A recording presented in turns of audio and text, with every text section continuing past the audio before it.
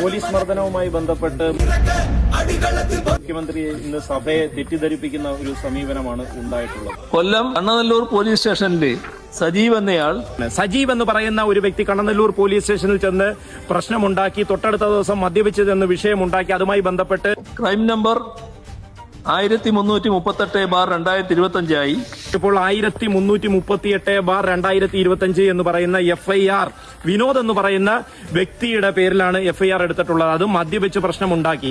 ഇനിയിപ്പോൾ ഈ സജീവ് എന്ന് പറയുന്ന ആൾ എന്ന് മുഖ്യമന്ത്രി പറഞ്ഞത് ഒരു തിരുത്തുകൂടിയുണ്ട്. സജീവ് എന്ന് പറയുന്ന ആൾ നെടുമ്പനയിലെ CPMന്റെ നോർത്ത് ലോക്കൽ കമ്മിറ്റിയുടെ സെക്രട്ടറിയാണ് സജീവ്. കേരളത്തിലെ മുഴുവൻ ജനവിഭാഗങ്ങളും ഈ പോലീസിന്റെ കൊടിയ മർദ്ദനത്തിനെതിരെ പ്രതികരിച്ച് മുന്നോട്ട് പോകുമ്പോൾ മുഖ്യമന്ത്രിയുടെ ഭാഗത്തു നിന്നും ഒരു നീതി പ്രതീക്ഷിച്ചുകൊണ്ട് ഇന്ന് കേരള നിയമസഭയിൽ അടിയന്തര പ്രമേയം പ്രതിപക്ഷം ചർച്ച ചെയ്ത് മുന്നോട്ട് പോയപ്പോൾ മുഖ്യമന്ത്രി കണ്ണടച്ചിരുട്ടാക്കുന്ന നിലയിൽ വീണ്ടും പോലീസുകാർ പറയുന്നത് അതേപടി പകർത്തി നൽകിക്കൊണ്ട് വീണ്ടും പൊതുസമൂഹത്തെ കളിയാക്കുന്ന പ്രകൃതവുമായിട്ടാണ് മുന്നോട്ട് പോകുന്നത്. ഇതിനെതിരെയുള്ള ശക്തമായിട്ടുള്ള പ്രതികരണം ജനങ്ങളുടെ ഭാഗത്തു നിന്നും ഉണ്ടാകും.